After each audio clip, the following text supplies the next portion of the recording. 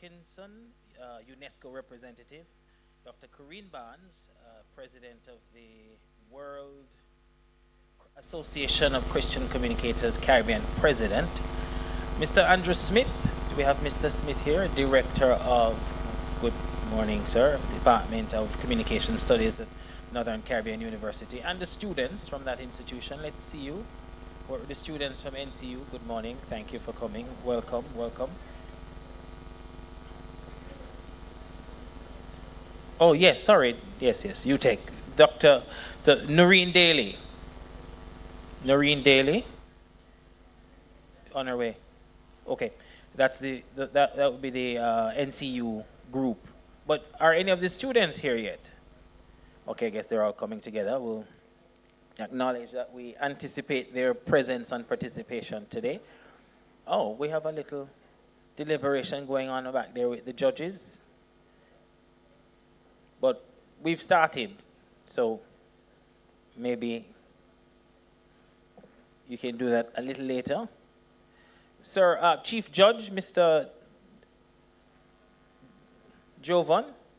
Yes, I was just letting you know that we've started, so maybe the crew could do your deliberations a little later.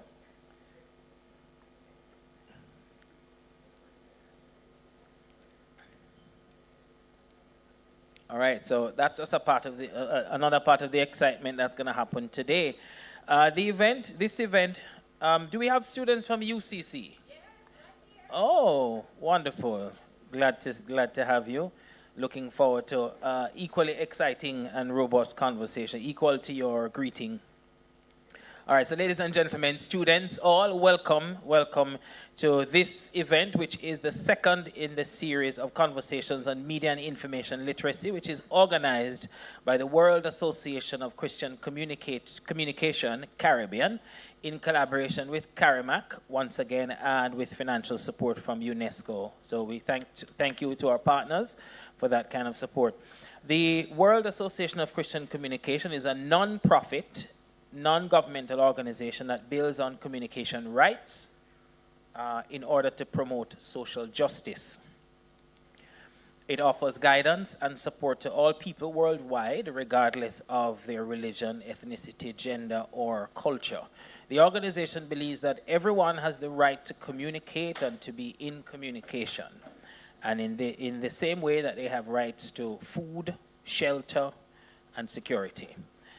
World Association of Christian Communication has corporate and personal members in 8 regional associations, namely Africa, Asia, Caribbean, Europe, Latin America, the Middle East, North America, and the Pacific. And as I said, Dr. Corinne Barnes is the president of the Caribbean chapter. These are important conversations that we need to have, I'm sure you'll agree. And today we will look at the issue in a variety of ways. Part of the excitement of the team led by Jovan there is part of the exciting way that we're going to talk about it, because we are going to look at areas of sharing of ideas and progress that has been made in some regard. One of our key speakers will share some progress in her own experience. We're going to have debate among young people, among students on the issue, which is an important component because those become the key decision makers and continue to drive the society forward. So it's good that they know and they have views, and we're going to have some contest of ideas and perspectives today. So we're looking forward to that. And we're also going to share through open dialogue. So hopefully from the presentations, people will feel particularly compelled to share their feelings, object if you feel like something is going in a direction that you don't really believe, even though you should object purposefully. Don't object for the sake of objecting. Add to the conversation, because we want to all learn together. And so we have a wonderful morning in store, a morning of learning, sharing, and progressing in our understanding of the matters related to media and information literacy, and also in our resolve to be participants and advocates for an increasing in this area, so that we have a better society. Ultimately, that's what this is all about. Before we go any further, I'm happy to invite Ms. Sandra Clenham, Vice President of WACC Caribbean, to offer an opening prayer. She's going to do that online. Thank you. Okay. Let us pray. Dear Lord, we thank you for bringing us together for this important conversation on media information literacy. May your guidance be with us, allowing all participants, both in Jamaica and online, to learn and grow.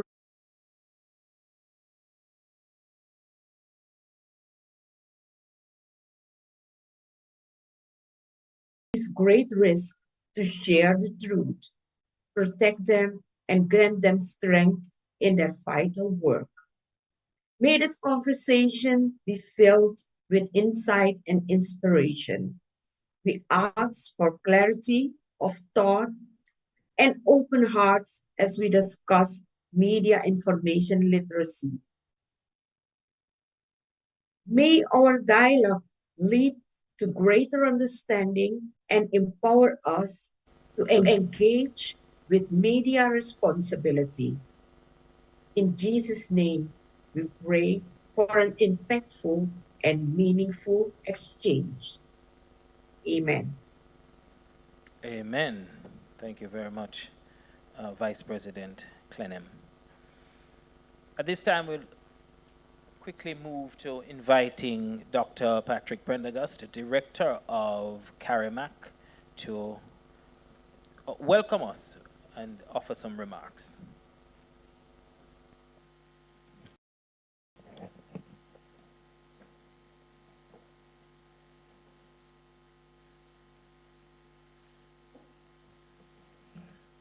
Distinguished ladies and gentlemen all, good morning.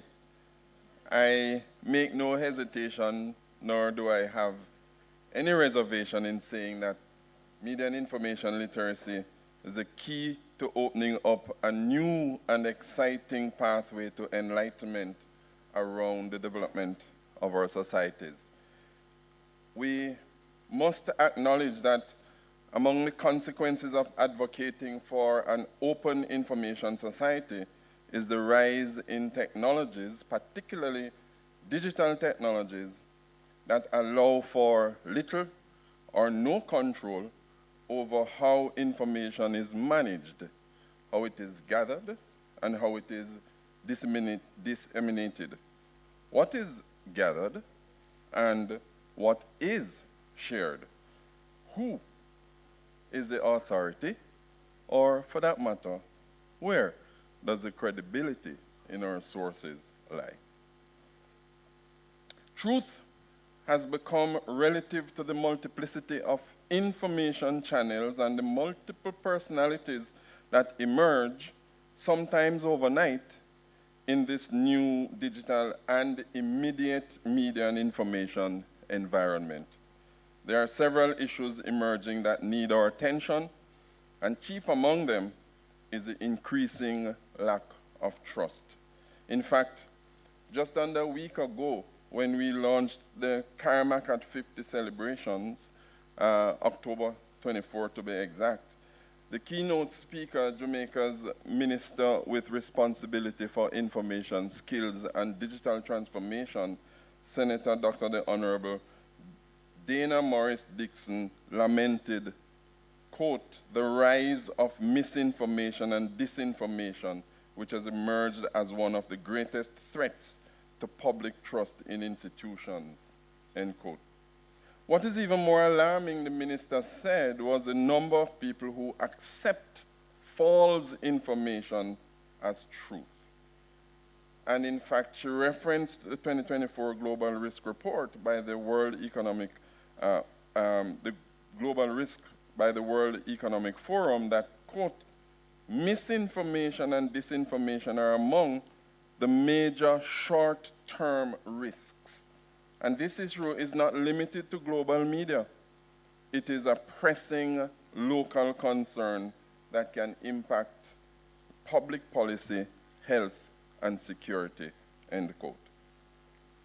So it is in hosting these kinds of events that we, as higher education institutions, not only advance the critical discourse on these emerging issues, but also demonstrate our commitment to taking the actions necessary to bring about the level of enlightenment, understanding, and appreciation around, of, and for media and information literacy at all levels and across all sectors of our society. In so doing, we develop and encourage a different kind of mindset and skills that allow our young people in particular to be more discerning in how we navigate these new realities. And so we at CARIMAC are happy to welcome partners such as the World Association of Christian Communicators, WACC, the United Nations Educational, Scientific, and Cultural Organization, UNESCO, particularly the Jamaica National Commission for UNESCO, University of Technology, Jamaica, Northern Caribbean University, coming all the way from the cool climes of Mandeville. Is that the case? You know, we can't talk about NCU and not talk about the cool of Mandeville, right? And in fact, all other partners providing critical support to what I hope will be a successful engagement this morning. To the students and the debaters and special presenter, Ms. Alethea Elizabeth Brown from St. Hugh's, I look forward to the insights that you bring to this exercise and hope, truly hope, that you will not leave here today without understanding that you have a responsibility to carry beyond this exercise, that action, that zeal, that understanding of your role in advancing media and information literacy as a critical and necessary factor in the development of a safe, healthy, and informed society. So I want to thank you all for participating and wish you all the best. And as my young people will remind me, I'll just say hashtag CARIMAC at 50, hashtag legacy of impact, future of innovation, hashtag MIL in schools. Thank you very much. Thank you very much, Dr. Prendergast. Hashtag. Are we still doing that, saying hashtags out in words? Maybe we'll say them on WhatsApp, but we are happy to be partner with CARIMAC to be having this conversation today. So we mentioned earlier about the World Association of Christian Communication, and we're now going to share a little bit more about the organization. And I'm asking that it go up because I want you to see, and then I'm going to invite people right now to, if you haven't yet, some of you might be hearing of this for the first time, so I'm going to tell you a little bit more about it and then invite you to join right away. And if you join right away, you stand a chance of getting a prize, right? There you go. It's, can you see the impact of media and communication on the world? Focuses on democracy issues, gender equality, public interest journalism, digital justice, language, truthful voices, communication for all. It's free to university students and teaching staff. So if you can you scan the QR code as a student? It's free for you to join. And I'm saying I'm going to have possibly an internship and maybe a bit of cash. Oh, that one got some reaction. Maybe a bit of, I did say maybe a bit of cash.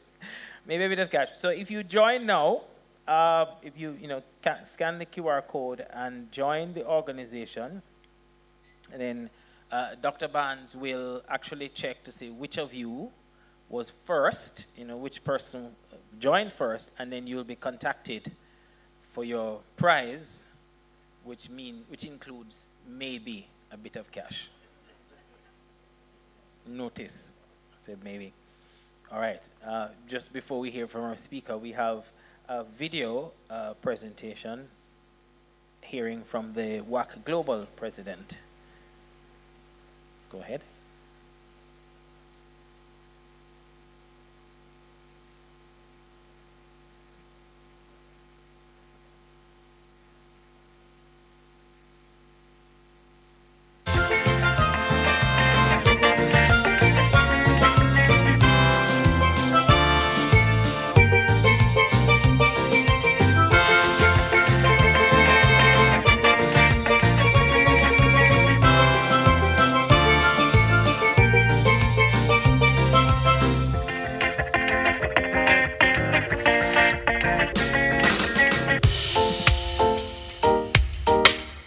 I don't think that's the video.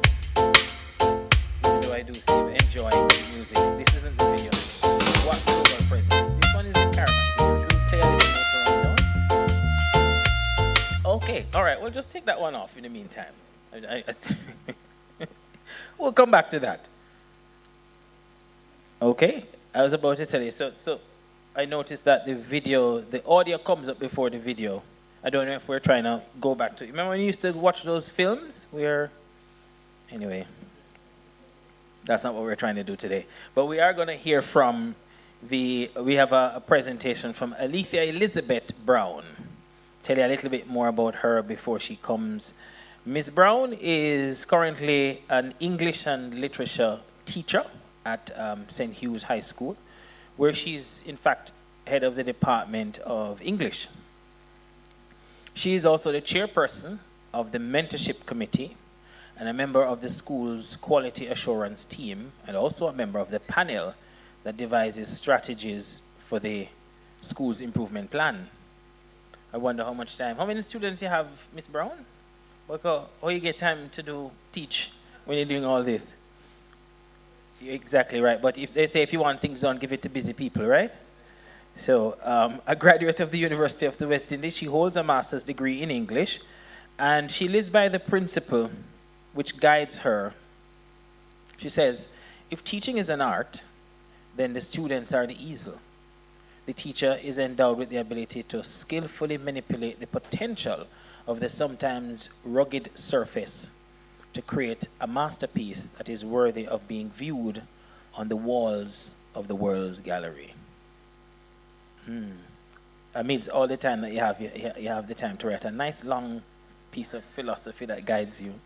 Ladies and gentlemen, to hear her experience as one of the 50 teachers from Trinidad, Guyana, and Jamaica who in June participated in a workshop for the training of educators in the implementation of media and information literacy programs in primary and high schools. Let's welcome Miss Alethea Elizabeth, double barrel name, I'm a fan of that, Brown, and she's going to share a little bit about her experience in implementing these strategies. Come on, that's good, progress.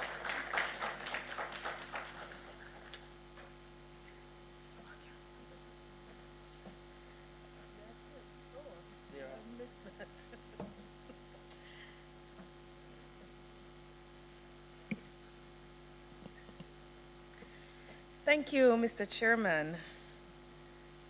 Dr. Prendergast, Director of CARIMAC, Ms. Corinne Barnes, distinguished ladies and gentlemen, students. It is with honor that I stand here today to do a brief reflection on the boot camp we were engaged in the summer, as well as to share insights with you on how we have implemented media and information literacy as a program at the St. Hugh's High School for Girls. But before I begin, I'm just going to follow in Dr. Prendergast's footsteps and say hashtag 125th to St. Hugh's. This year, we are celebrating our 125th anniversary. It's a pleasure. So my presentation is going to be twofold. I will give a reflection on what the boot camp was like, and then I'm going to share with you how it is that we are implementing media and information literacy at St. Hugh's High School. On Friday, June 21, 2024, a media literacy boot camp facilitated by the Public Media Alliance in conjunction with UNESCO and other partners was convened via Zoom platform. The boot camp saw participants at the primary level educators from Barbados, Guyana, Trinidad and Tobago, and Jamaica, and we were engaged in an enlightening, eye-opening, and informative discourse on media and information literacy. Among the aims of the program, as I recall, were 1, to articulate key concepts associated with media and information literacy. 2, to develop an understanding of the significance of media and information literacy in education and the society in general. 3, to demonstrate new literacy skills, techniques, and tools for the integration of media and information literacy into the school's curricula. And 4, to enhance our ability as educators to teach media and information literacy. I think the whole conversation surrounding media and information literacy is quite pertinent to our society today. You see, young people have information at their disposal. I remember when I was going to school back in 1990, oh, let me not go there. I almost gave that away.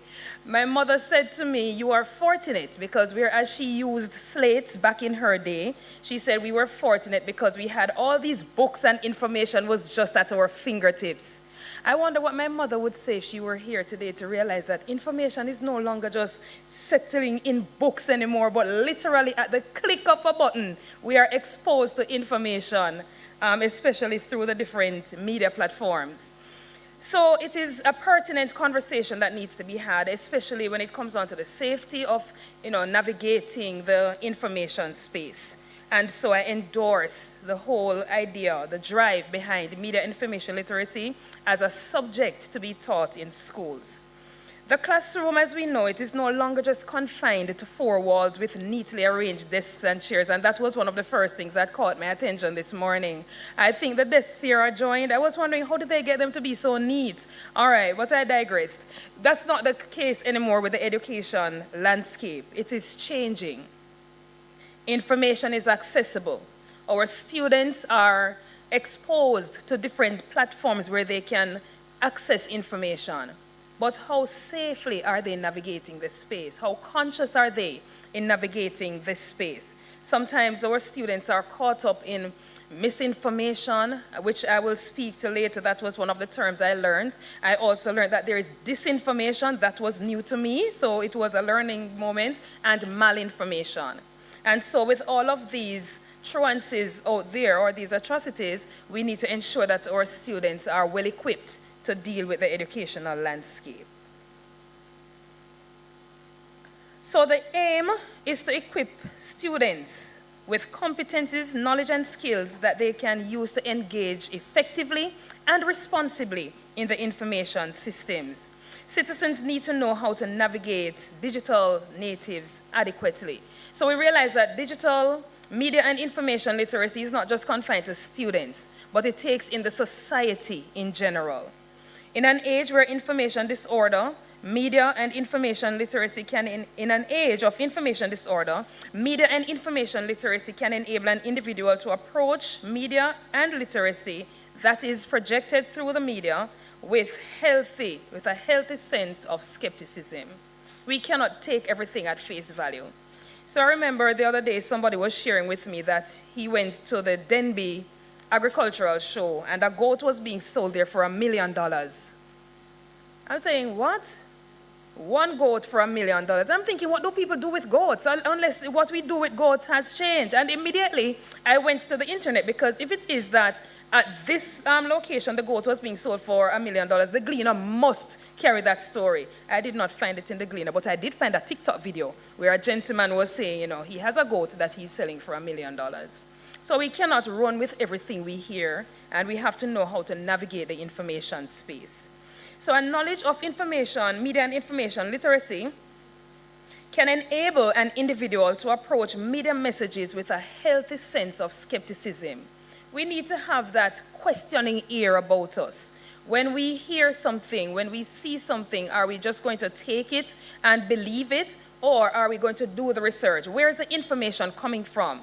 Who is the author? What was the date that this was published? What is the credibility of the source, and so on? A knowledge of media and information literacy enhances critical thinking and analytical skills. So educators should be able to and should steer students in the direction of evaluating the credibility, accuracy, and the relevance of information. As educators, we are tasked with a heavy burden, if I may say so, because sometimes we realize that in the home environment, knowledge like this is not available to students, all right? There are some parents who themselves need to be immersed in information literacy. And so as educators, we have the onus is placed on us to ensure that our students are media literate.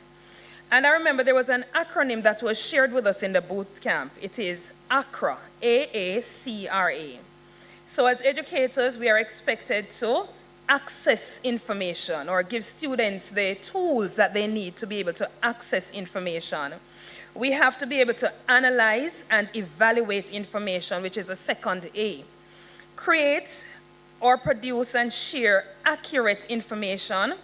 R, reflect through an understanding the impact of media and information literacy in information systems. And the final A, act as responsible citizens engaging with media. All right, so that was a takeaway for me from the boot camp. We were also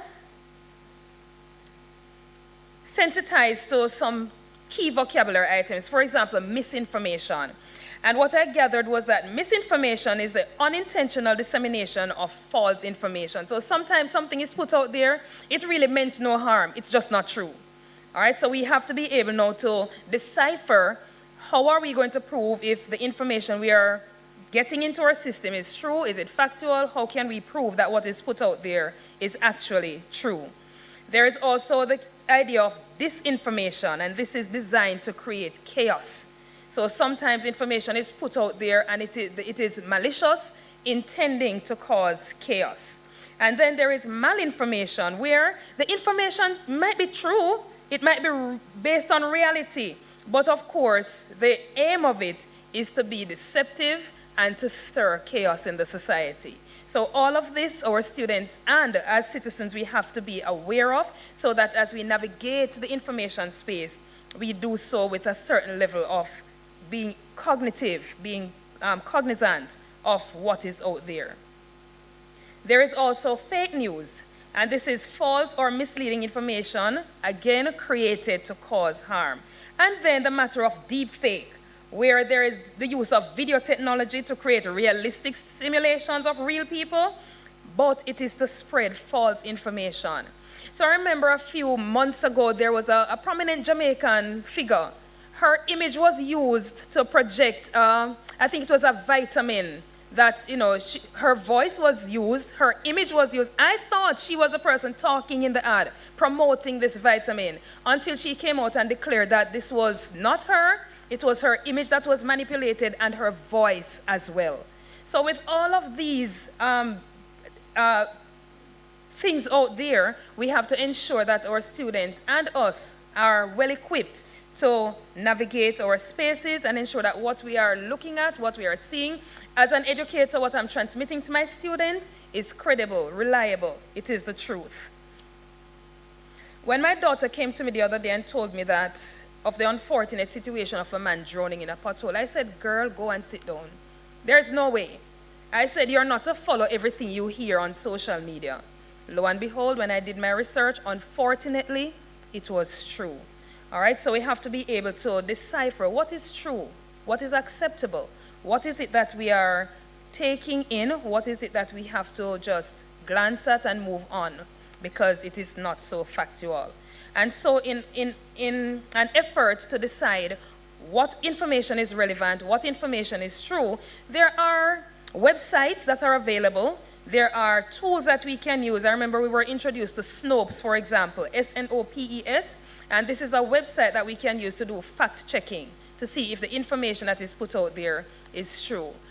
During the presentation, I remember there was an advertisement that we saw, and the ad incorporated a graph. It incorporated what we thought was information coming from a reliable source. But lo and behold, upon more careful scrutiny, we realized that one, the graph didn't have any figures. So it was just a bunch of curved lines going up, and we would have thought at a glance that this is factual information because a graph is presented. When we looked at the source, we realized that several sources were combined to make that one ad. And it was selling, I think it was a brand of toothpaste, and saying all sorts of things about toothpaste. But upon closer scrutiny, we realized that the information was not factual. So media and information literacy is crucial to our landscape, and especially when in an environment where we are living in a narrowing global landscape. Anybody can put anything out there on the internet. We have to be very careful in terms of what we are reading or what we are believing. How do we integrate media and information literacy at the St. Hugh's High School? Before I was engaged in the boot camp, we already had a media and information literacy program established, and the grade 7 students are engaged in this program. Among the aims of the program are, one, to sensitize students to the world of media and information so they can become more cognizant of the need for literacy in this era, so that ultimately they will become more informed and more cognizant of information gathering and processing. And two, we want to ensure that students are aware of the tools they can use to check evaluating online sources and information laws and ethics. So from the get-go at grade 7, we ensure that the students have a background, a baseline from which they can grow, because later on when they're doing their SBAs or their internal assessments, this information is going to be very, very crucial in terms of the selection of the sources they will use for their studies. Of important note, though, is the fact that the media and information literacy program is not limited to just grade 7, because throughout, from grade 7 to 13, we ensure that the students are steeped in media and information literacy. So the grade 11 and 12 students, for example, must submit SBAs. That's a part of the CSEC and CAPE requirement. In submitting these SBAs, the students must use sources to support their arguments and so on. So how do we assist them through media and information literacy? We take them through what it is to ensure that a source is credible and creditable. So we teach them how to go about accessing information from creditable sources. We immerse them in looking for information that is authentic. We look at the date, for example. We do not accept sources that are beyond, say, 5 years. Who are the authors? What makes these persons conversant with the issue? What makes them able to communicate information on the issues, whatever their topic is? Look at the date of publication. Is it suitable for modern day reasoning? An article that was written in 1969, for example, how applicable is it to our society today? So we take them through all of this before we set them on task to ensure that what they're presenting to us is authentic. One of the projects that we did while we were in the boot camp was the creation of a lesson plan, and I'm going to share that now. I worked with a very, very diligent young lady from Guyana, I think she was, and we created a lesson plan. And this lesson plan incorporated media and information literacy. So as you can see projected on the screen, I'm a teacher of English, but we chose to look at a topic in history. So we were looking at indigenous people, and we wanted the students in this particular lesson to be able to decipher between the cultural practices of indigenous people. So how are they going to get this information? We use the ACRA acronym. I'm not sure why ACRA sounds like something from Africa. When I hear ACRA, it reminds me of Africa. But right, so we use that acronym. All right? So we wanted them to look at the cultural practices of indigenous people. The preparation time, as you can see, would be 45 minutes. All right, so the preparation time would be 2 days for the preparation time, and then they would present in a 45-minute period. We tried to structure the lesson plan according to the way we write it. So I drew from the NSC curriculum, where we have the attainment target. Students should be able to demonstrate in-depth knowledge about the cultural practices of the Caribbean indigenous people, and then should apply media literacy to accessing or assessing the sources that they are using. All right, and you can see the objectives there. I don't think I need to go through all the objectives, but how did we now infuse media and information literacy? In terms of the main task for this particular lesson, students should identify 4 Caribbean territories in which indigenous people live. They're going to be accessing the information. Remember, that was the first A in the acronym. So they're going to access the information.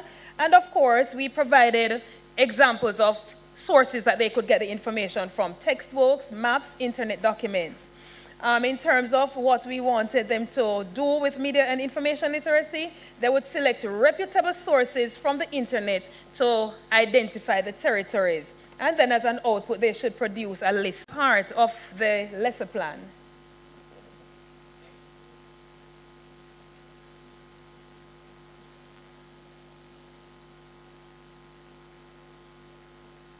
Right.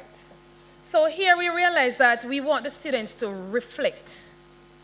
One of the main things that people need to do when they're accessing information is to reflect. How did I choose my source? What were the guidelines for selecting these sources? How can I authenticate these sources? How can I verify that the information that I selected was creditable or credible? And students would be forced to justify these sources. Literacy is essential in today's world of communication and in a narrowing global landscape.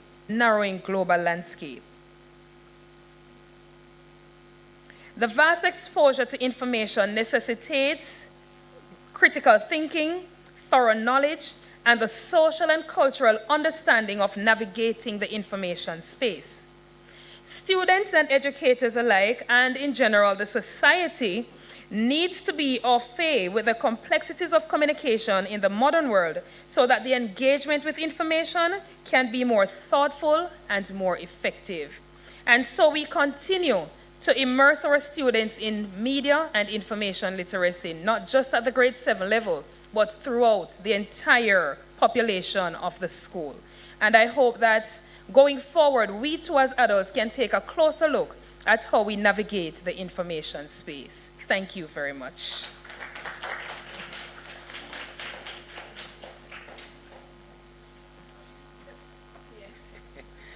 Ooh, thank you very much, Ms. Brown. Ladies and gentlemen, please give her another round of applause, even as you get ready to pose some questions to her. Does anybody have a question that they'd like Ms. Brown to tackle in relation to her experience and the implementation at her school so far? Anyone? These are the NCU students? Oh, well, welcome. Glad you were able to make it. We acknowledged you earlier. We figured you were on your way. So thanks for coming. Any questions? Yes. Yeah, sure. You can use the microphone there.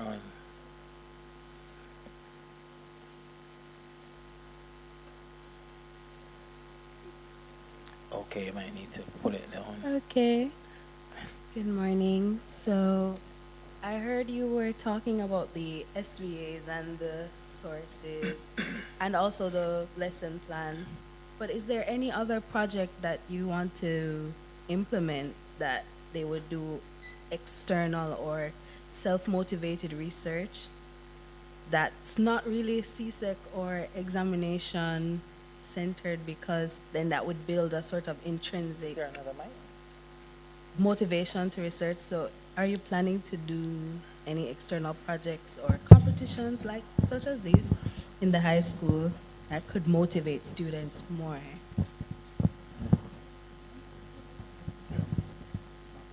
It's on.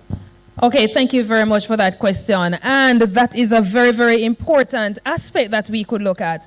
At the moment, we do not have that external kind of activity, but it's definitely something we could look into in order to get the students to realize that media and information literacy is not just confined to a school-based kind of atmosphere, but it's something that can be applied to their lives in general. So that's something we will definitely look into. Thank you so much. Yeah, that's a good one. Thank you there.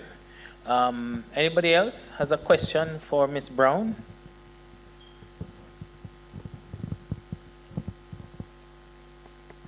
Okay. No more questions? No? Okay. Well, if you think of a question a little later on, you still have a chance to pose it. And now it's time for a very exciting way of, oh, the video. Yes. Oh, you know what? Dr. Barnes is reminding me that the NCU students, because you just came in, you don't know that there's an opportunity for you to possibly win a bit of cash. Now, what you need to do is scan. This is the World Association of Christian Communication. These are the areas of focus: democracy, gender equality, public interest journalism, language, digital justice, truthful voices, and communication for all. And it's free to university students and teaching staff. We're encouraging membership. And if you scan and sign up today, we're going to be able to, we'll figure you out. The algorithm will tell us who first, right? Because it's the first person to sign up to WACC will get an internship, possibly. And the thing did actually say possibly a bit of cash. So this is why I'm saying it. So you could win a bit of cash. Can't ask me I don't know how to define what a bit of cash will be. I'm just saying the words that are on the paper because I'm good at saying words. So a bit of cash is a possibility if you sign up.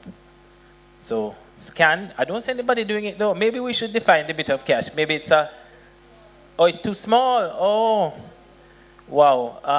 I saw somebody from down there trying to do it. Your camera don't have a zoom effect. You did it. Your camera is poor. So you know what? We will allow you to walk up and scan if you're really interested, since since it's too small. Because you guys can't get it any bigger, can you? Maybe if you make it bigger, it might pixelate so that it's indiscernible by the phone. All right, we're trying again. Do we have the WACC video ready? The first one? Not the CARIMAC video.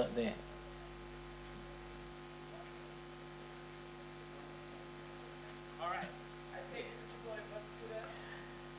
Well, teaching staff. Are you a teaching staff or a parent? Listen, I guess, well, okay. Teaching staff can also, so I suppose because an internship is for the students, naturally, but I'm sure we'll figure out something else for teaching staff. Remember the bit of cash.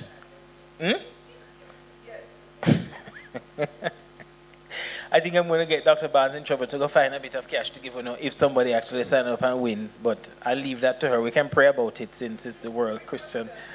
Yes. Yes, it says free offer to university students and teaching staff. It's the membership that it's talking right here. All right. And continuing on WACC, we have a message from the global president. The New Year's message.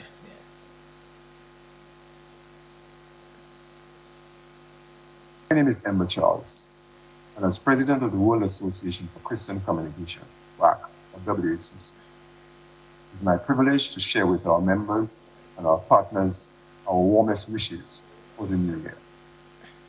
Many thanks to our members from all the regions of the world, particularly those who have continued to lead our programs. I urge you to continue to tackle the communication challenges that have become so stark in 2022. Let our faith renew our strength in 2020. Many places around the world, in Haiti, Ukraine, and Gaza, we have seen exponential increases in misinformation and disinformation, restrictions on media freedoms, and attacks on journalists, many of whom have regrettably lost their lives. Peaceful coexistence seems to have become a thing of the past, as economic crises, climate crisis, global migration, civilian and armed conflicts have escalated. People have lost trust in the media and the promise of a new democratic world offered by digital technologies have so far failed to materialize. Against this background, WACC and its members and partners seek to rebuild trust in information and communications media, as well as in democratic governance. We would like to help restore a sense of humanity and responsibility in global and local affairs. And we would like to promote a balanced communication in a shared effort to bring about greater understanding and respect for each other in increasingly difficult local and global situations. Together, we can help address these challenges through our work in the areas of communicative justice, digital justice, and gender justice. WACC's slogan is enabling people to be seen and heard, in the belief that when people and communities are enabled to express their needs and concerns in their own languages, as well as their hopes for a better future, the world will become a better place.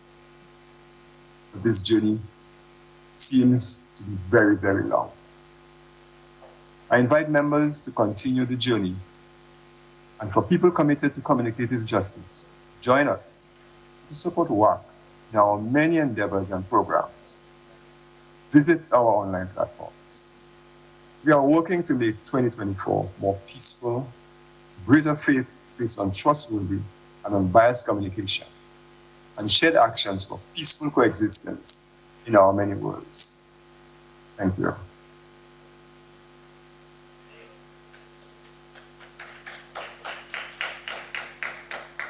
Thank you. And now we have an opportunity to put some nerves at ease because the debaters have been bubbling to go. We're going to have a debate. I think we can probably move that for the time being. Be it resolved that in order to stem the avalanche of misinformation and disinformation in the public sphere, it is imperative that media and information literacy curriculum programs be introduced in the curriculum at the primary school level. Got that?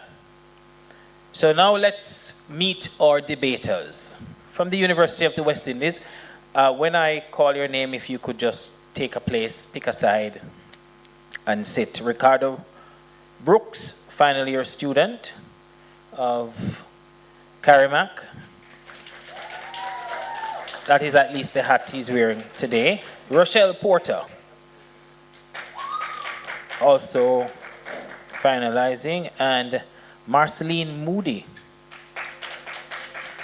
All right, these are our debaters. And UTEC, let's welcome Davoy Burton. And joining Davoy is Gina Shillingford. Rounding out the team of three from UTEC, Shanice Thompson, all from the BCAT program at UA. And yes, UTEC, sorry. And now let's welcome our judges. Miss Melrose Reed, attorney at law. Miss Reed, welcome, thank you. Jovan Johnson, investigative reporter at the Gleaner. And Mr. Sheldon Clark, attorney at law.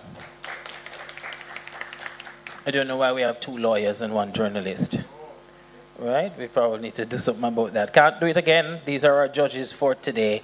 And we will, I think UTEC is gonna, who is, UTEC is for, UTEC is against the Moot, and UA. The UA students are for. Okay, so who is speaker one on each side? Okay, so that means we have Ricardo and Davoy. So let's first hear from, I'm sorry, I'm trying to remember if Dr. Barnes had indicated who's going to go first. Ricardo, you're going first?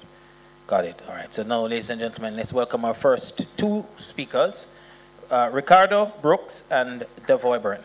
After.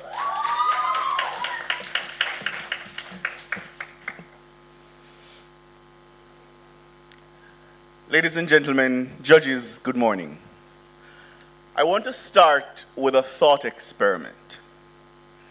Imagine a society of broadly low educational outcomes, low democratic participation, low media literacy, and the proliferation of traditional and digital media.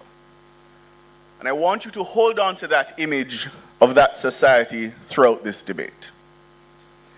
I want you to hold on to it because that's the kind of society side proposition intends to fix by offering the motion, be it resolved that if the Caribbean is to stem the avalanche of misinformation and disinformation in the public sphere, it is imperative that media and information literacy programs be introduced in the curriculum from the primary school level. But before outlining our case and offering my substantives, side proposition takes for granted the motion's affirmation that an avalanche of misinformation and disinformation does exist in Caribbean society. And we suggest to you, judges, that this debate should not turn on any narrow construction of whether that statement is true. We invite you, for the purposes of the debate, to accept the motion as it is. On that premise, I will define for you what constitutes misinformation and disinformation and their accompanying threats. I will also outline for you the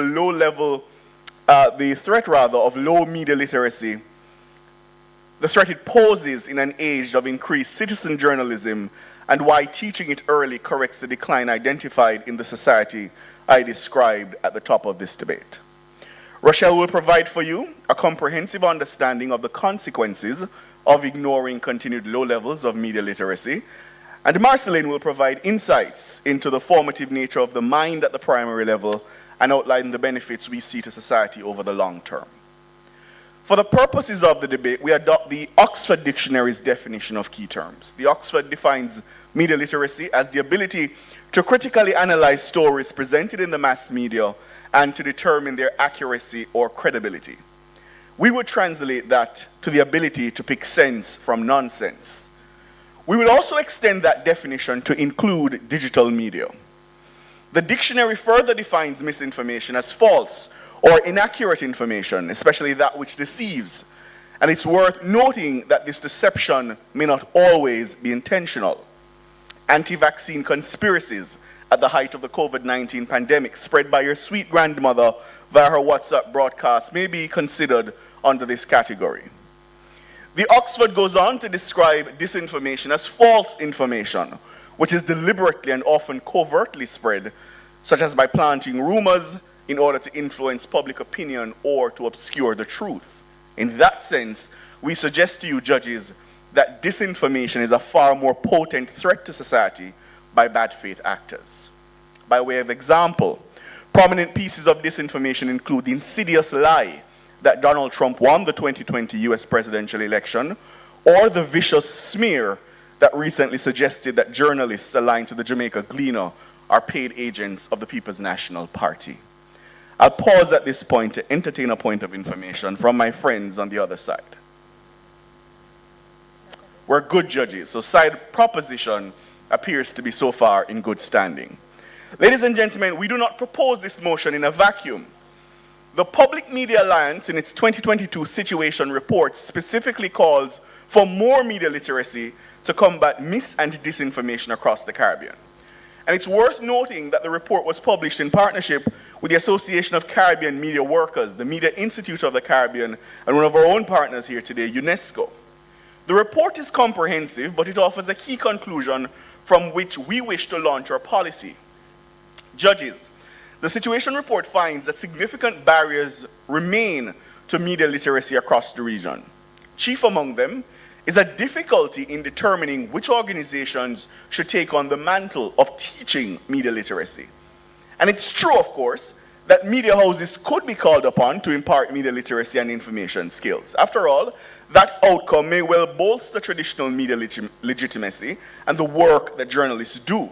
And we readily concede that. But nothing turns on that concession.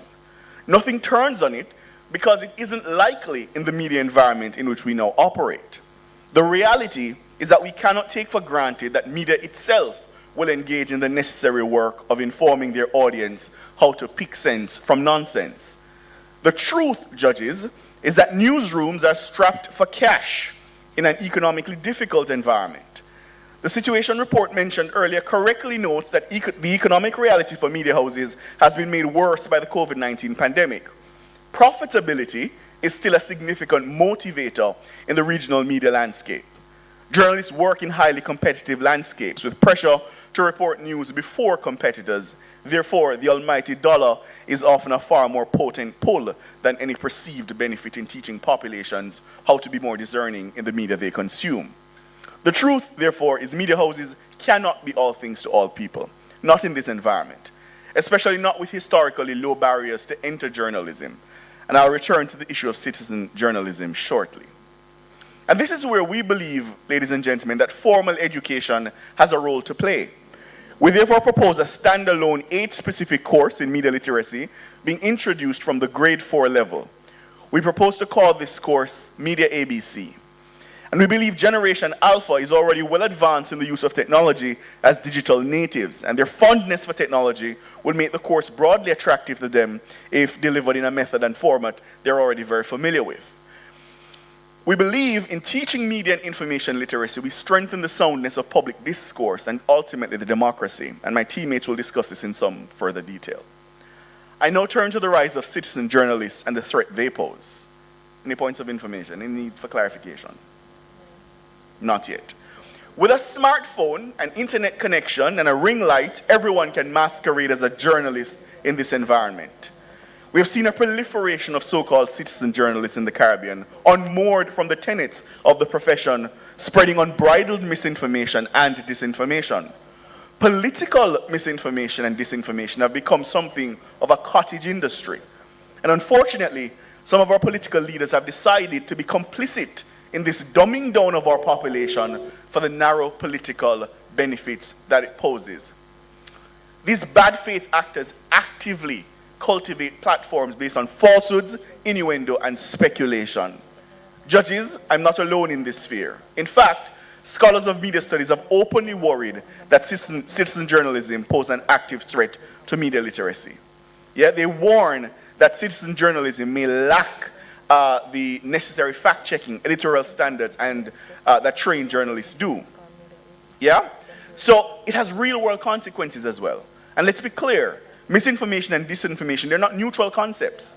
We've seen how the weaponization of information can poison democracies, lead to negative health outcomes, and contribute to a far more hostile and divided society.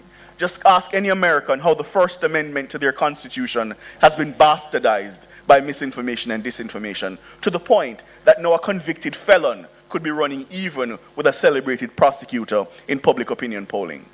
Consider the misinformation and disinformation that is rife during natural disasters, for example. Citizen journalists often indiscriminately share false or outdated information, which adds to anxiety and complicate recovery efforts, as is the case in the US state of North Carolina, where the former President Donald Trump has actively been spreading lies, which has complicated the efforts of FEMA. Disinformation and misinformation pose real governance and policy consequences, and we ought to seek to correct those. Judges, you can only combat the threat with early and thorough media literacy education. On this side, we see more benefits than risk to teaching media and information literacy at the primary level. We on side proposition see warning signs if these are not actively uprooted, disinformation and misinformation. We see warning signs for media and journalism and society writ large if we do not begin to teach it in schools. And if 125-year-old St. Hugh's High School can see the benefits of teaching media and information literacy, who are we to disagree? Judges, heed the warnings, accept the invitation, vote side proposition. I see I'm out of time. Thank you.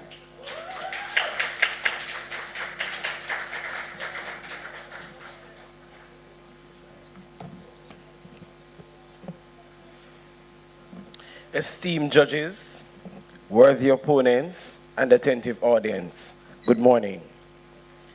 Today I stand in firm opposition to the Moot.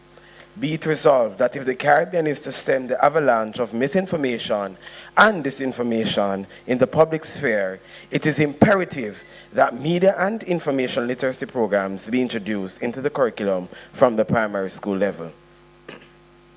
At first glance, The idea of introducing media and information literacy programs into primary school seems noble. But upon closer examination, it is clear that this proposal is impractical and unnecessary at this early stage of education. Misinformation refers to false information that is spread without necessarily intending to deceive, while disinformation involves intentionally false information spread for manipulative purposes, often in a political or a strategic context. We can accept and agree the proposition's definition of media and information literacy as a skill to critically evaluate media, recognize bias, and identify false information. However, we disagree with their stance on introducing these programs at the primary school level. We believe a more suitable approach would be to delay the introduction of such topics until students are cognitively and developmentally ready. Point of information. But isn't it true that from ages 0 to 3, that's when the mind is most formative, and that's when the absorptive capacity of the human mind is at its peak? So it makes more sense to teach them from there early rather than when they're late. I do understand that, but I'm getting to that point. I'm just asking for you to be attentive. My first point is about the developmental readiness of primary school children. At this stage, they are still focused on foundational subjects like reading, writing, and basic arithmetic. To burden them with a complex subject like media literacy, which demands critical thinking and nuanced understanding, is far too much, too soon. You cannot put the cart before the horse. It's crucial that we first solidify their basic educational foundation and let us not jeopardize their early learning years by introducing subjects they may struggle to comprehend. Point of information. But we've already seen an example where you can integrate what you're considering a complex concept in the existing curriculum. We already suggested to you that Generation Alpha is already native to that kind of space. So we're not asking to do anything that they're already not engaged with on the daily. You are correct. However, implementing that in the curriculum at this stage might not be feasible. Why? We're already looking at a curriculum strain where most Caribbean educational systems are concerned. Moving on. My second substantive point is that media literacy is much better suited to secondary school students who possess the cognitive maturity to engage with such a topic. At the secondary level, students can better grasp the intricacies of media manipulation, bias, and misinformation. Media literacy requires the ability to analyze content critically, a skill that is simply too advanced for young children still learning to read fluently. Picking up your word about big people things so soon. Another important point to consider, who will fund these media literacy programs? Teachers are already stretched thin due to the demands of the current curriculum, which is underfunded and often overloaded. Adding an entirely new subject like media literacy, which will require additional resources, teacher training, and time, all of which were currently lacking in many Caribbean education systems. Without a clear source of funding, this initiative is unrealistic and unfair to both teachers and students. Additionally, we must question the effectiveness of focusing solely on schools to combat misinformation, especially when social media platforms, the main breeding ground for disinformation, are not being held accountable. Many of these platforms are not based in the Caribbean, and we have little control over how they regulate or publish their content. Shouldn't the onus be on these companies to better manage the spread of false information rather than overloading our already burdened education system? Moreover, at the primary school level, students are generally not engaged with the media or the news like most older students and adults are. They aren't regularly interacting with current affairs or sophisticated media that require critical analysis. At that stage, they are more intrigued by who gives the last lick, or they are intrigued with which subject them can come first, who are them best friends and so forth. So, why would we push this subject on them when it is largely irrelevant on their daily lives? Instead, focus should be placed upon building core skills at this stage. There are other ways to address misinformation that don't require formal lessons at such a young age. Parents and guardians can be equipped with tools to help their children navigate the digital world responsibly.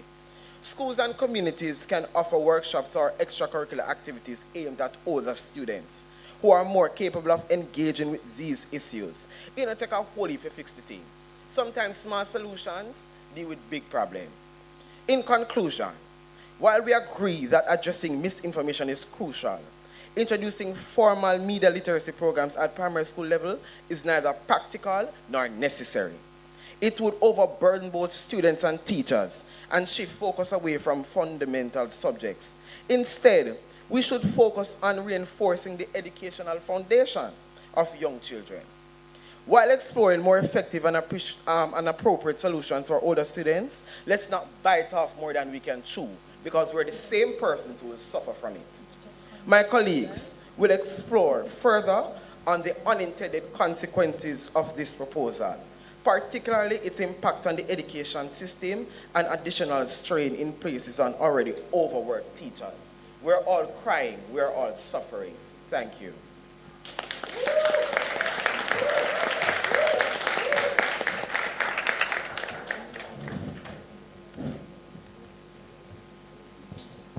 Thank you very much. Okay, you're speaker number 2. All right, Rochelle. Speaker 2 on that side is Gina. Confirming, all right. Good morning, esteemed judges and distinguished audience. Now, my opponent claimed that teaching media literacy at a young age is impractical and unnecessary, arguing that children lack the cognitive developmental skills to do this. But what they failed to recognize is that the foundational cognitive skills, such as questioning and recognizing patterns, as my colleague would have said, starts at the age of 3. Moreover, PEP, the exam that allows students to transition to high school, is there to test cognitive skills. But nonetheless, I will move to my speech. Today, I want to dive into the incredible potential of young minds, focusing on how children in their early years begin to make sense of the world around them. Many people might think that kids are too young to tackle topics like media literacy, assuming these skills can wait until they're older. But the truth is, research shows us a different story. According to Dr. Carey and Gopnik, studies reveal that even infants are active learners, creating what psychologists call implicit theories. These mental frameworks, which help children understand their experiences and surroundings, begin forming as early as their first year of life, enabling them to observe, connect, and categorize concepts about the world. Now, this raises an important question. If children can develop complex mental structures so early, why not cultivate their critical thinking skills from the start in a media-saturated world? A study by the Office of the Children's Advocate found that many Jamaicans aged 11 to 17 use WhatsApp as their primary messaging app, with significant engagement on YouTube, Facebook, and Instagram. Now, you might be thinking, oh, that's just what kids do. There's no harm in a little social media. However, your children are not only interacting with their friends on these apps, they are also exposed to citizen journalists and unreliable sources who are eager to post content for views, likes, and comments. This is where the problem arises. With impressionable minds, exposure to attention-seeking tweets can lead children to believe and act on information without analysis, fact-checking, or context. But through media literacy, Dr. Leon explains that primary school students are able to harness their natural curiosity and receptiveness to develop critical skills like questioning and evaluating information. So while we cannot control every person who tweets and posts at their own convenience, we can prepare our children for this by teaching them the importance of fact-checking, analyzing information, and critically thinking. And it is essential that we take this step because we see the world we live in. Consider the COVID-19 period when misinformation was rampant and so influential that it caused deaths. According to Dr. Hillard, early reports circulating online claimed that medications used for treating malaria could effectively treat COVID-19. And this unverified information gained widespread attention, sparking hope and desperation amongst many. But what happens when that hope leads to tragedy? When a small-scale trial in Brazil tested high doses of those malaria medications, it sadly resulted in deaths in both the high and low-dose group. But it didn't stop there. When these tragic results were made public, the lead researchers received death threats. Now, my question to you is, if researchers can make such catastrophic mistakes due to being misinformed by unreliable sources circulating online, why would we leave our children unequipped in that same space?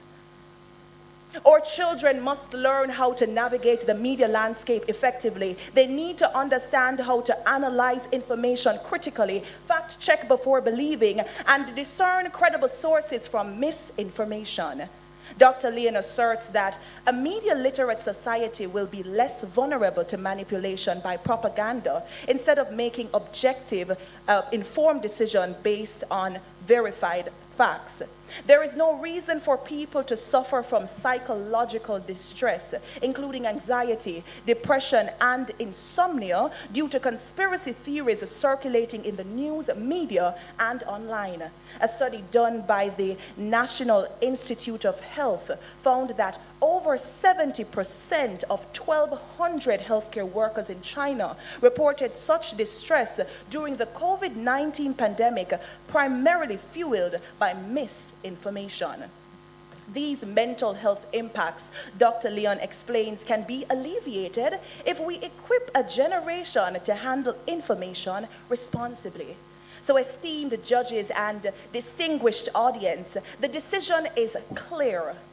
In a world oversaturated with information, we must equip our children to discern fact from fiction. The media presents many misleading perspectives, but by teaching media literacy early, we empower them to think critically and safeguard their mental health. So let's prepare them to analyze information wisely. The earlier we start, the stronger the next generation will be. Thank you.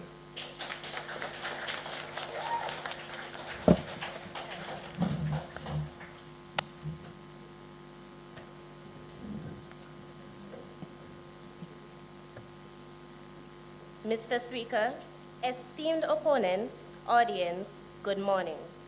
As the second speaker, I will begin by addressing and dismantling the arguments presented by my opponents. Next, I will reinforce and build upon the expert points made by my teammates, ensuring that the strength and validity of our case is made undeniable. Finally, to put the icing on the cake, I will introduce substantives of my own, further solidifying our stance and leaving no doubt that our position is the most logical and compelling. Throughout this speech, the age appropriateness of the content, the role of the media, the lack of facilities, and the roles that the parents play will be discussed. My opponent made the careless point that even educated and certified scientists fall victim to misinformation.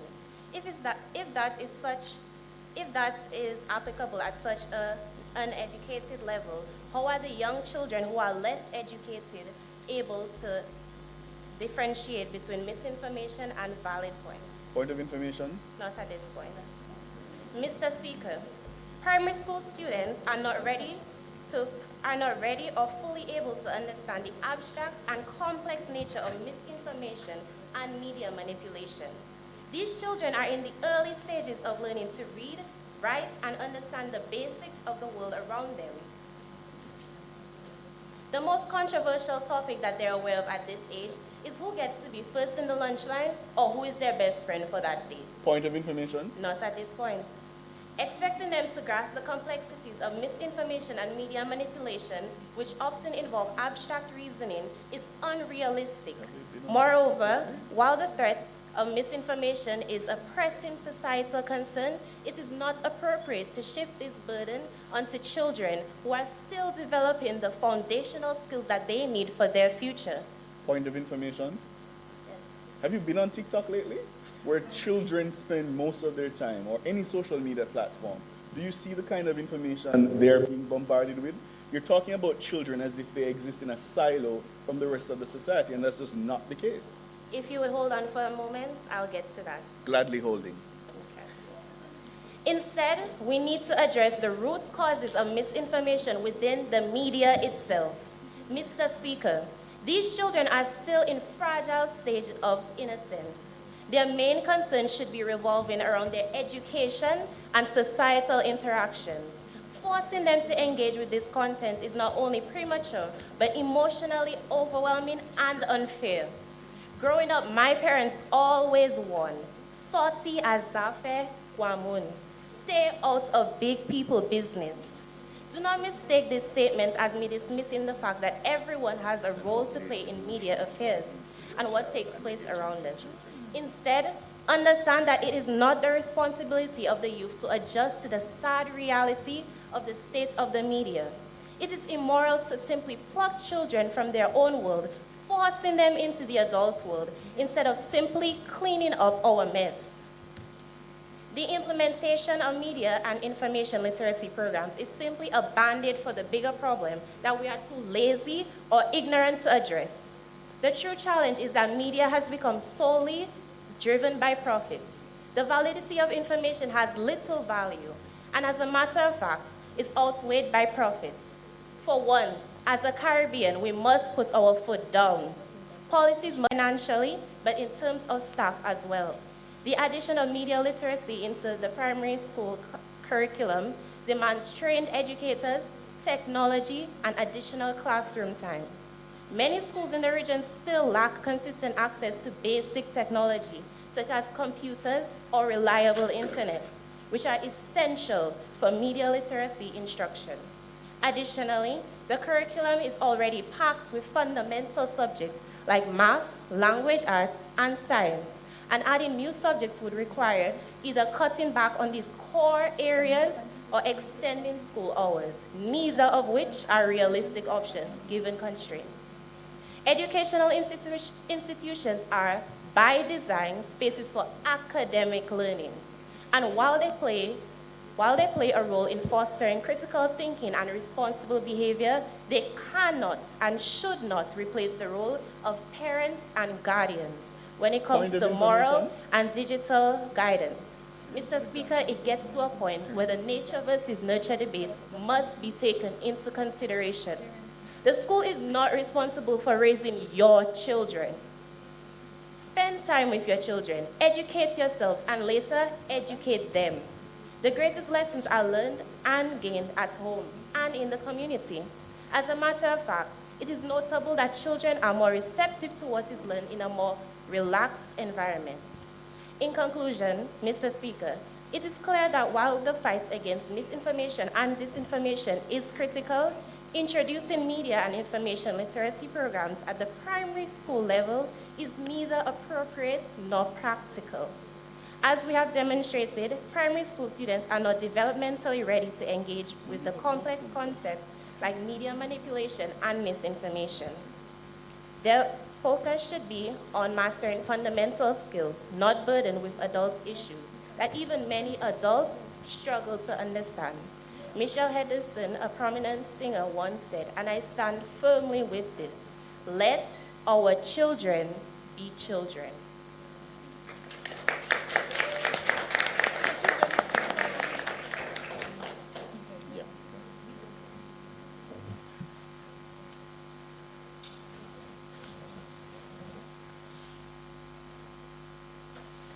Good morning, judges and esteemed audience and my opponents. After listening to my opponent's speech, I was enlightened with their perspective, and I offer a few rebuttals. The careless point that scientists made mistakes. So children make mistakes and are not able to understand. Children are just learning to read, to write. Their minds are easily burdened. But I pose to you that children are smarter than you think. From ages 3 to 5, they form their realities. They can separate fantasy and fiction from the reality that we give them. So therefore, we must give them the tools to establish that reality in a realistic manner. I get to my speech now. It seems to me that education has a dual function to perform in the life of a person and in society. One is utility, and the other is culture.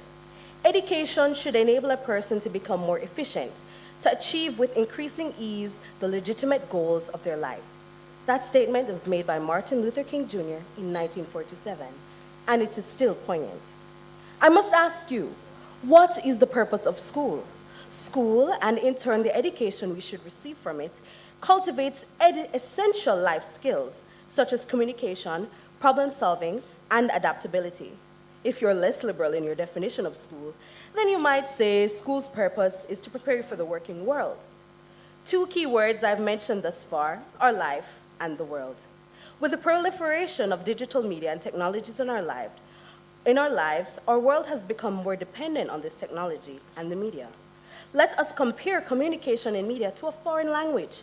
Experts have been arguing the importance of learning a foreign language in childhood. Psychologists and behaviorists believe that the language is a social construct and, like other social behaviors, is acquired. Learning a new language before puberty, the age of 10, essentially guarantees near-native fluency. Even though the media many of us consume is in a language we believe we understand, such as English, there is a layer of understanding that is inaccessible without media literacy. To be competent or knowledgeable in something, one must start at an early age. The oversight of media literacy teaching at a young age has been detrimental to the previous generations. There's a level of unmitigated trust given to some forms of media. The knowledge-seeking standard ends at just receiving the message from a perceived trusted source. However, there's a call to go beyond that, to question it, to verify it, to make new knowledge as accurate to reality as published. Who here has read the title of an article or headline and not read further to understand the gist of it? Even the news we listen to in short segments lack the nuance that is present in reality.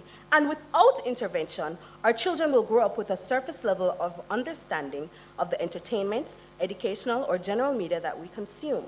The beliefs they form will be shallow or fairly arbitrary. In the current context, it is not until high school that students learn how to evaluate sources, check the dates, research the authors, the warning signs of suspicious sources. This knowledge is imparted to them when they have a near-established worldview on learning and school thinking. It is a form of culture shock to find that the things you believed as a kid were not true, or you just believed them because you trusted where it was coming from. But what forms that basis of trust? It was not knowledge-seeking or verification. This is what the children of the coming age should do. Not to be anti-media or excessively cynical, but to expand the process of forming a belief. That way, when a conclusion is formed, it can be defended or conceded. Education should empower students to think critically, question assumptions, and engage with diverse perspectives. Clearly, we must all see that the internet has become a toxic or treacherous place because we ourselves may, for the most part, not practice, especially when it comes to our democratic and political culture. Our brain is a muscle, and without exercising this muscle, it may atrophy, and we see that our society has basically atrophied because we're not using our minds. But when we put that on our children, it becomes natural. Critical thinking becomes breathing air. So I believe that we should introduce it in the primary school level and not just put it in at the high school level when we're already nearly established 11 years of schooling from the primary level. Thank you.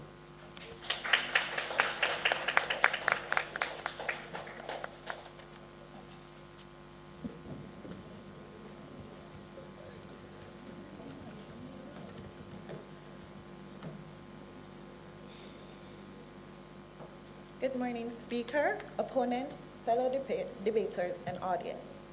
As stated by my opponents, children start their cognitive development in the first year of their life. So why not then introduce them to the cesspool of social media where mis and disinformation runs rampant? A simple bedtime story about a man selling $1 million goat, and then a quick quiz on if it's a probable story or not. I'll answer the question for you, because that will be putting the horse way before the cart, as my colleague stated earlier. It is imperative that we let children be children and clean up the mess we have made of the world ourselves. I will continue with my speech now. As the third and final speaker, it is imperative that I bring home the points previously made by my peers as bluntly as I possibly can. There is absolutely no funding to carry out the complexities of enacting a Caribbean-wide curriculum edition of media literacy. Our children cannot read, they cannot write, they cannot count, yet we expect them to have the discernment not only to identify Point of this. information. You say there's no funding, but your first speaker is suggesting that we teach them at high school. Your second speaker then suggested that the family teaches it. But if there's no funding, how will it be taught at high school? And how will it be taught by the family if they themselves are illiterate where media is concerned? It will be much easier to teach it at high school than to uphold. But you said there's no funding. And you mentioned children, but children is between, it goes up to 12, and you said that they can't read and write. So how does that work? I'm sorry, I'm not fully understanding the question given that two people are speaking to me at the same time. A couple. Fair. This is a challenge. I will continue with my speech now. Our children cannot read, cannot write, and cannot count, yet we expect them to have the discernment to not only identify this and misinformation, but also to verify what is coherent, valid, and relevant information. Because, after all, the only real test that can be issued would have to be in their day-to-day lives. This is a challenge my colleagues and I have not yet cleared as we continue in our progression of university education, especially as technology and social media advance at record speed. But sure, let the 7-year-olds have a crack at it. And please, don't forget, our teachers are tired, overwhelmed, and underpaid. It is borderline inhumane to now expect them to shoulder the burden of leading the charge against mis and disinformation. They are challenged enough with the worrying levels of traditional literacy that our children are underperforming at. According to the 2022 Jamaica Multiple Indicator Cluster Survey, 38% of our children ages 7 to 14 do not have the foundational reading skills required of them to progress in their education, while 50% of them lack the numeracy skills required. You're speaking of media ABCs when they cannot pass their regular ABCs and 1, 2, 3s. What good will it do our children to cut the limited time that they have to learn how to read, write, and count at the basic level to now instead replace it with a subject matter that they do not even have the wherewithal to comprehend? And should there be a miracle equivalent to that of walking on water, and we are to find the funds to support the addition of media literacy, it will not lead to the eradication of said mis and disinformation. I urge you, Speaker, to take a look at our global powerhouse neighbor.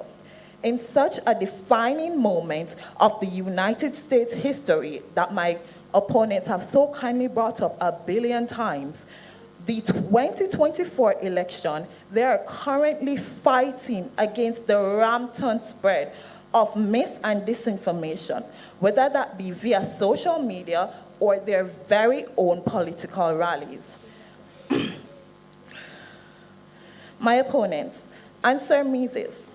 If the closest thing that we have to our empire currently cannot keep in check the truth, how do you expect our small region and even smaller Caribbean and even smaller education system to make leeway against the monster of mis and disinformation? Point of information. No, thank you. Mr. Speaker, my opponents, it is a valiant notion that you have presented. Stemming the spread of mis and disinformation in the entire Caribbean by simply adding a standalone curriculum at the primary school level. I am sure that every single person in this room wishes it were that easy. But while education is the key to success, it cannot build a house. I implore us as a nation to find another solution and to not leave the entire progression of our children into the new world on the weary head of the curriculum, not when we have not truly explored other options. Thank you for your time.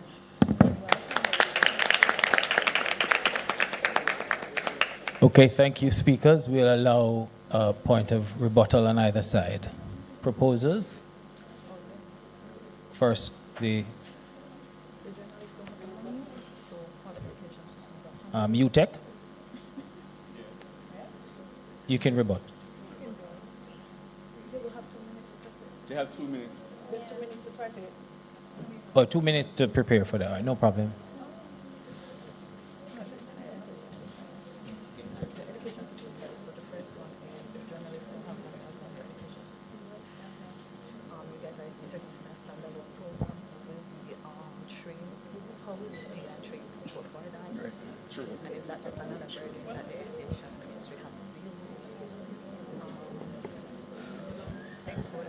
Okay, and how would the curriculum additions okay, should it stand that citizen journalists are the main perpetrators of disinformation? Yeah. How would the curriculum the first guy additions stop the reality spread? So it's like, should it stand that citizen journalists?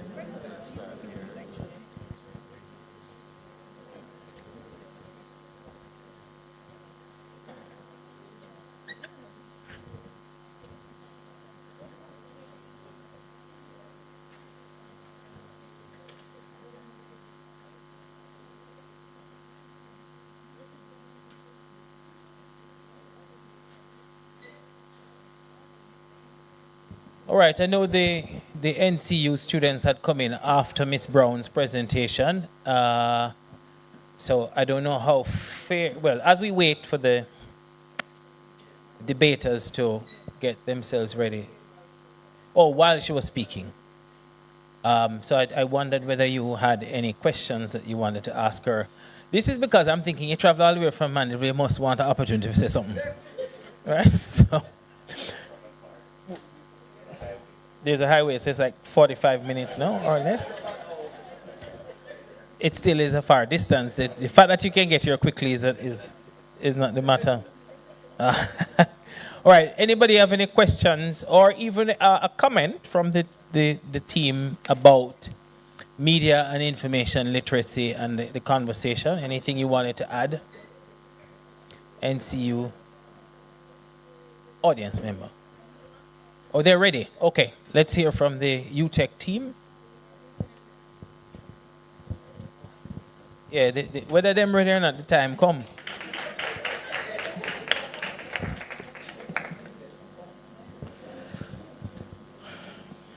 Good afternoon once again. I have noted some points when my opponents were speaking, and I still stand in firm opposition that it is impractical and unnecessary. You stated some things about money and funding. You stated also about journalism and funding. If the journalists don't have the money, why do we think the education system does? And then you mentioned something about a standalone program. Who will fund this program if it's standing alone? Who will it get to teach the program if it is standing alone? Let us continue. You said something about if it should stand that citizen journalism are the main purpose of disinformation or something of the sort, about disinformation being citizen journalism. How will the curriculum addition stop citizen journalists from disinforming the public? So we have to understand people of the living God. When we're here and we're listening to our debaters, we must understand that the information is factual, credible, so that we're not misled, because we're talking about disinformation and we're being here misled and misled. Thank you.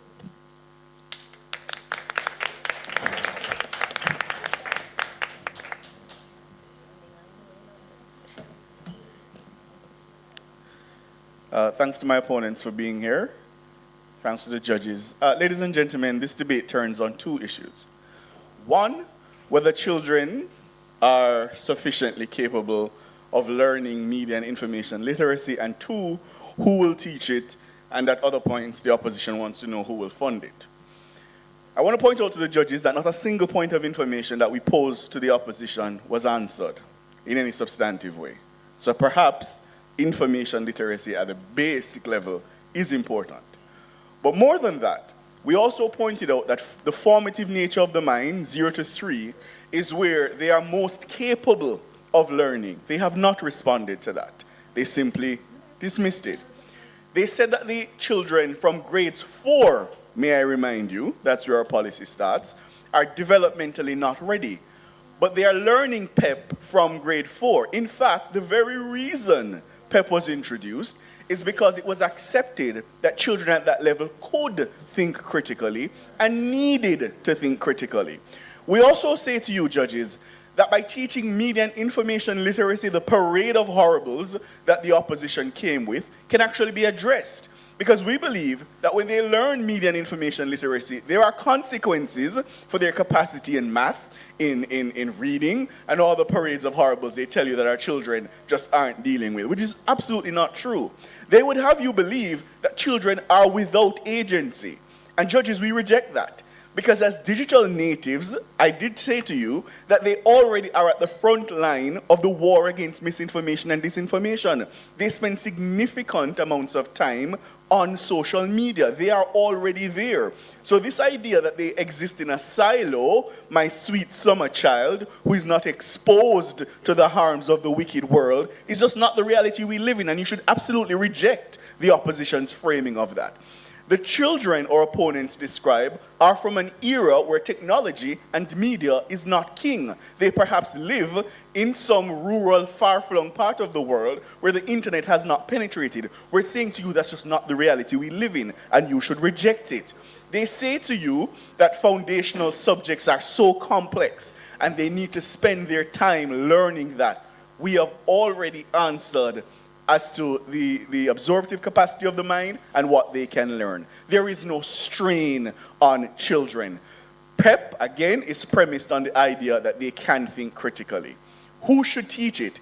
The opposition suggests, and they sort of waffle on this, that first it should be high school, and then when they recognize that their funding model is falling apart, then it becomes family. But we say to you, if there's no funding at the primary level, there's no funding at the high school level. We also say to you that misinformation and disinformation are so pervasive that the parents themselves are unlikely to be able to teach it. So it seems the world opposition wants is one where, because we can't do everything, we do nothing. Side proposition rejects that. We say to you, you should reject it as well.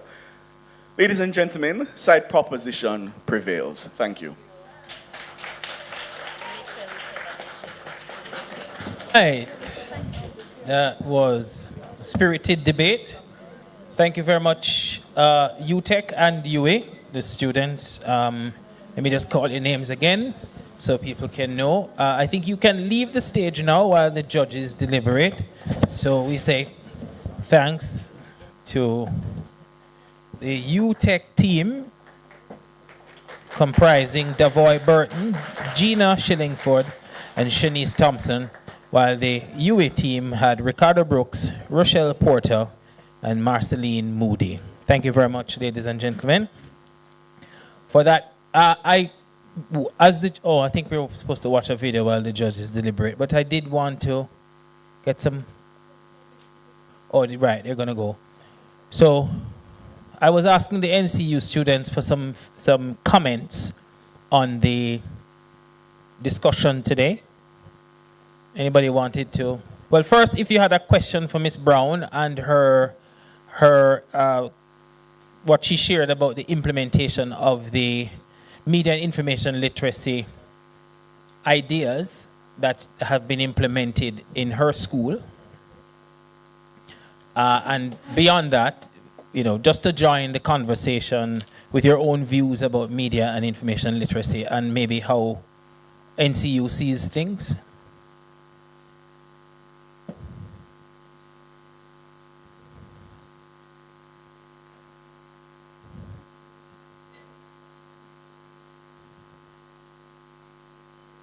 Anybody? The microphone is over there. You can just walk to it.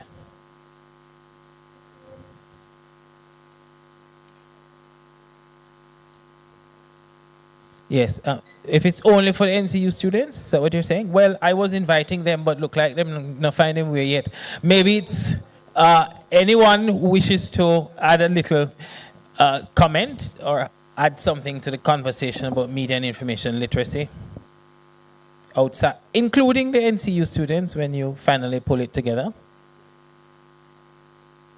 All right, well, let's give them some more time to think about it, and we'll watch this video about CARIMAC 50.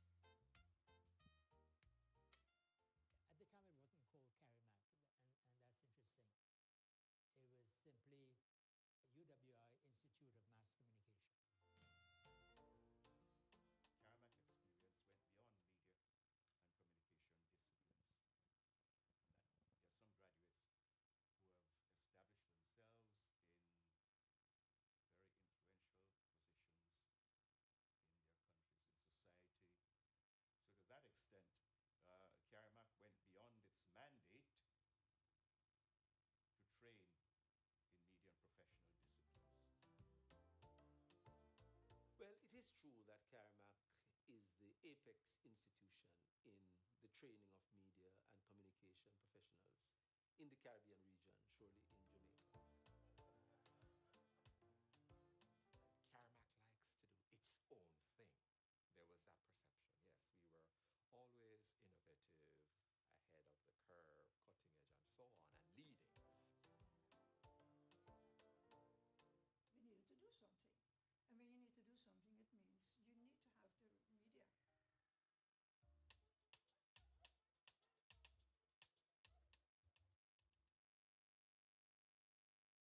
It is time for viewers and listeners and those who relate to our output as a people. And as an institution, what role are we going to play in that change? Well, it's time for us as a people to see and look at everything and analyze everything on global standards.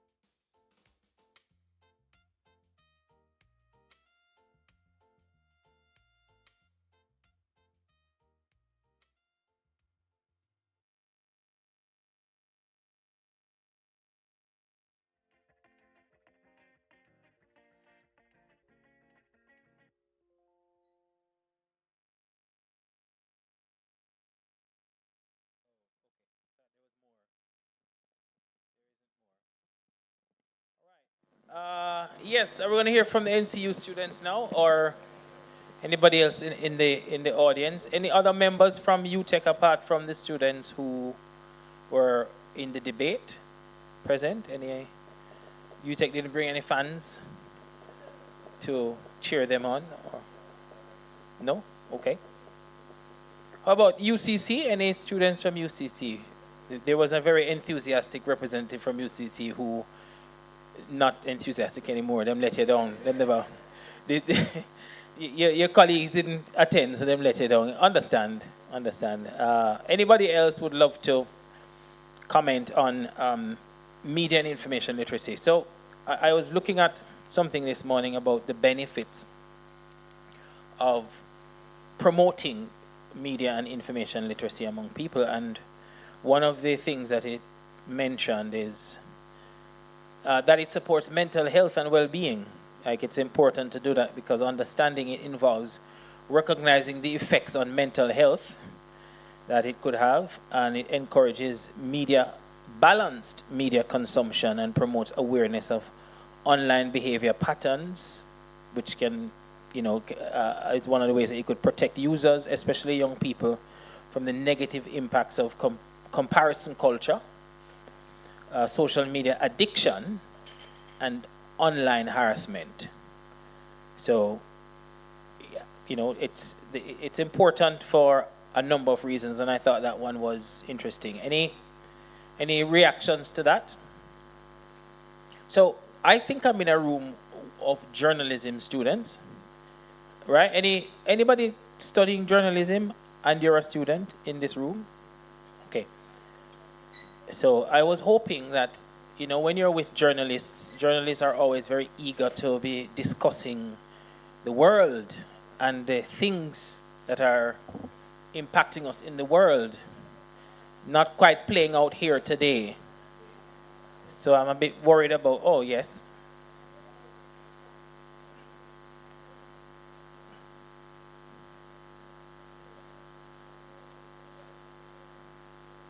Morning. I heard what you were saying, and the anxiety and the mental, what? I don't want to say illness, the mental struggles that we face by using the internet. Yet we still use it because there's more benefits than drawbacks that we perceive. But I feel like our nation and our world is more desensitized to things happening to other people because we see things happening all the time. Like with the child, did you hear about the story about the 14-year-old who took his own life because he was encouraged to do it by the AI? Oh, yes, I saw. I didn't check out if that story was real. Because, it is real. Oh, it's real. Okay. And, my first thought was, like yours, that's not real.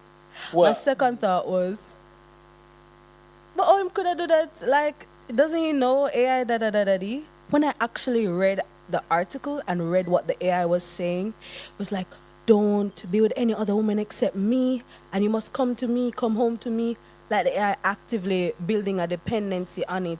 It was very unethical. But my first thought, and I was ashamed, I was like, how could you let that happen to yourself? Right. Well, maybe he doesn't have the. Yeah, because developing the skills. I mean, I'm sure there are many reasons. Because a person who's at a place where they have suicidal ideation, as the clinical term, many things are going on. It's not as straightforward as the rest of us. So, meaning the rest of us who don't have that kind of ideation. So, it's not as easy to. Or we should be careful not to conclude, well, how could you do that? Because in that regard, you're saying, because I wouldn't do that. Exactly. How could you? But you're not the same as that person and the Exactly. circumstances. But it's a good point to make, because that's part of how we process the information when it comes across. But I'm happy that you responded that way, because now it's making me throw one final desperate plea to the NCU students to participate. How are you navigating and using your media literacy skills to navigate the information that comes at you? Anybody want to share? I'd answer, Thank you. not very well. Oh, your I'd answer say is not very well. well. Oh, well, if you can gain some more skills.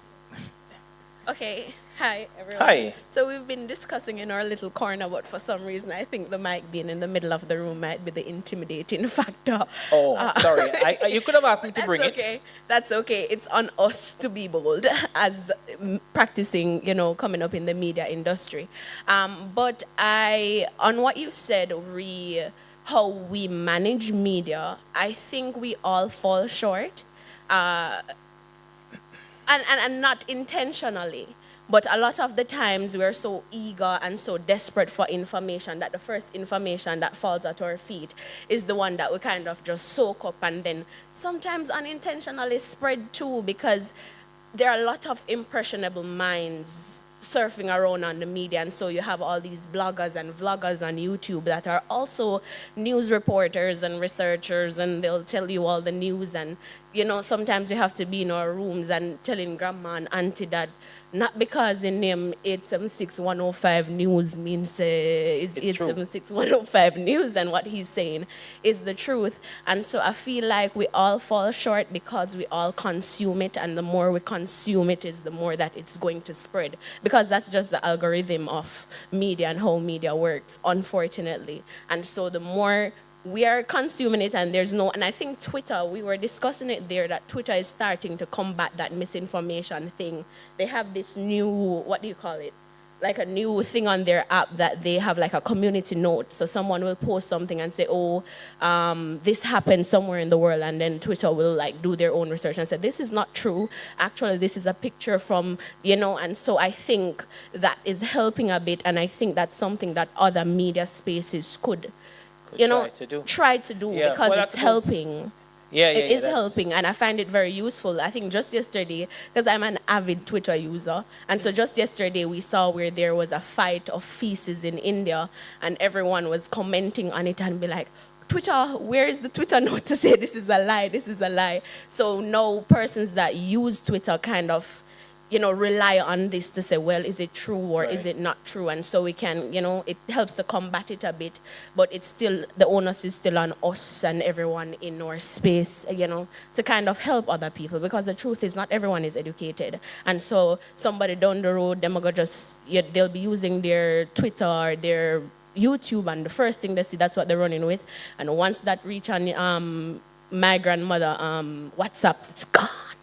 It's gone, and there's no stopping it.